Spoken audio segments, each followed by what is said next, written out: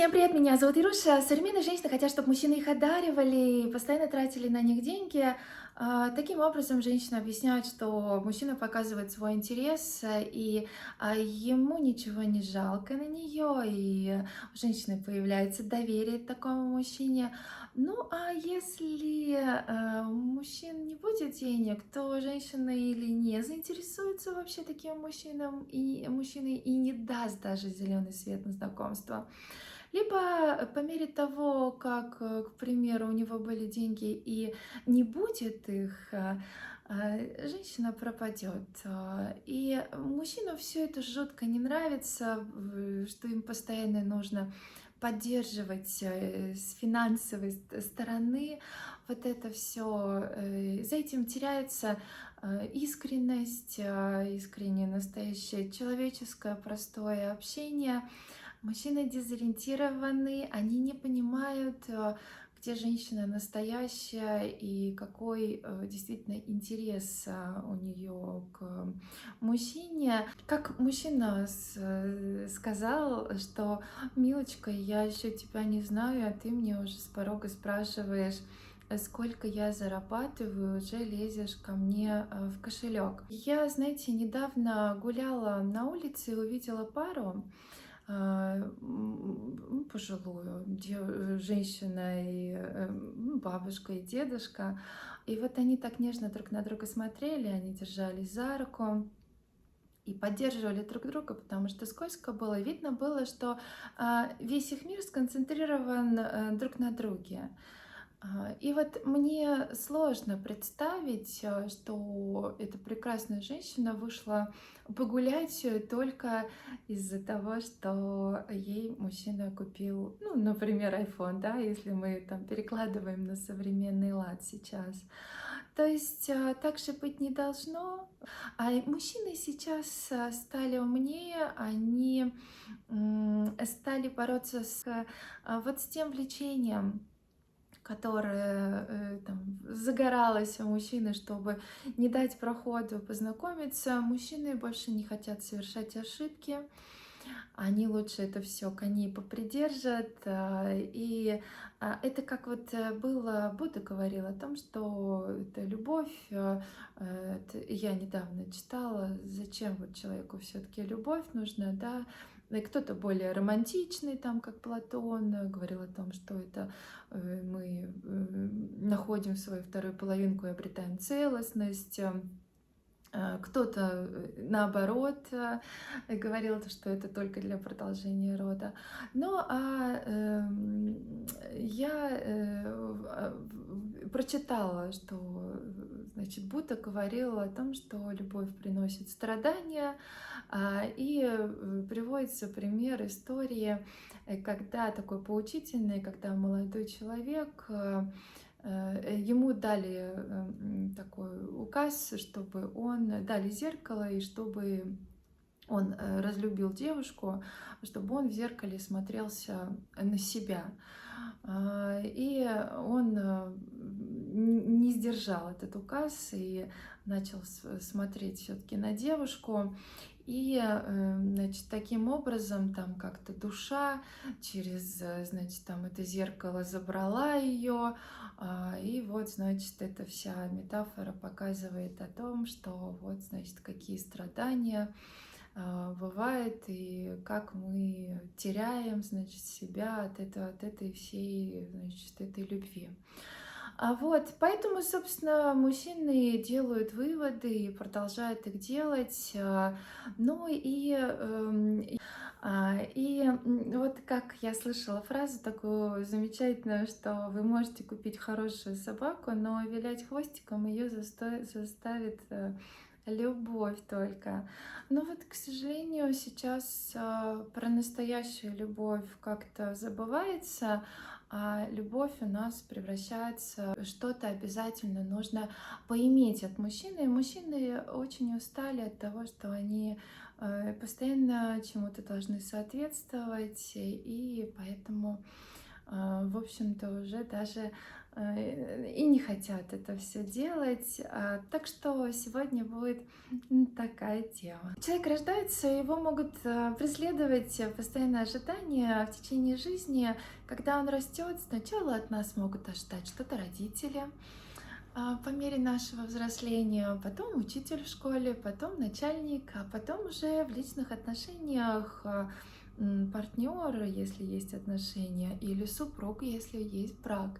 И постоянно ты должен чему-то соответствовать. И люди через какое-то время, когда настает такая переоценка ценностей, они понимают, что они вообще никому не хотят соответствовать, они просто хотят жить и наслаждаться жизнью, они хотят жить в гармонии, и кто-то к этой гармонии стремится достаточно продолжительное время. И Артур Шопенгауэр говорил о том, что женщину создала природа, можно сравнить с театральным жаргоном как трескучий эффект. То есть вот эта привлекательность наделена женщина специально, чтобы покорить мужчину, чтобы мужчина заинтересовался и захотел быть рядом. А женщина понимает в этот момент силу своей привлекательности, это выступает ее оружием, и это способ такой найти какое-то свое лучшее место под солнцем, что называется, да, как-то прожить, как сейчас модно говорить, проживает свою лучшую жизнь. То есть устроиться как-то получше, да. Это природа эволюционно создана, потому что женщина в дальнейшем является мамой, и, конечно, это все закладывается, что женщине должно быть комфортно для дальнейшего ее существования. Но одно все-таки, как там говорят, да, дар с Божьей яичницей путать не надо, да, одно с другим путать не надо. Сейчас многие мужчины, конечно, говорят о том, что невозможно общаться с современными барышнями по причине того, что они сразу же интересуются, сколько, если машина, квартира, если нет, они сразу испаряются.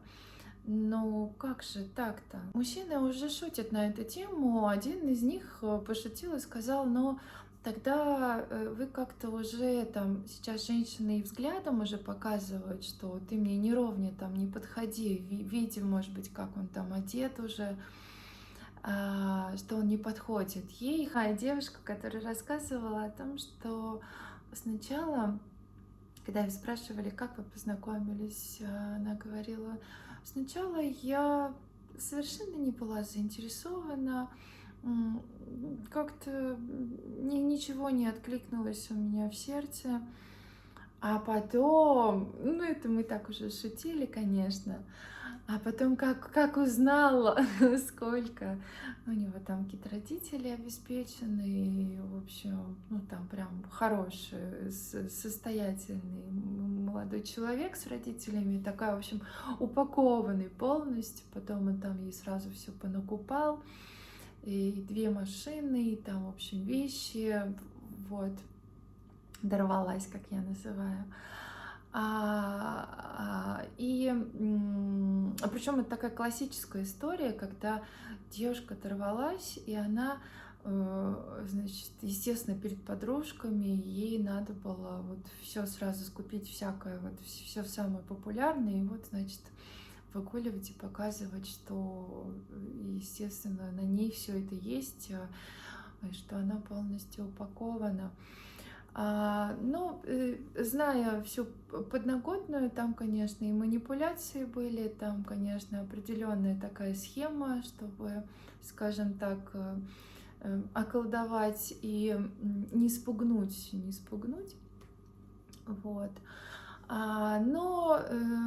Значит, когда она узнала, сколько он зарабатывает, то сразу же влюбилась, сразу же. Такая очень показательная история. На самом деле, сейчас многих девчонок, которые закрывают глаза на то, что они могут даже ничего не чувствовать к человеку, но при этом уже в воздухе постоянно витает, во-первых, что мужчина должен, поэтому женщины уже сейчас, девушки молодые, растут в таком понимании, что в любом случае, если даже ты только познакомился, давай сразу мне там все предоставь, а иначе, как из песни «Давай, до свидания». Мужчины просто как бы уходят от отношений, от знакомств и от всего, потому что, в общем-то, я даже не знаю, что должно сейчас такое произойти. Наверное, переоценка таких серьезных ценностей. И,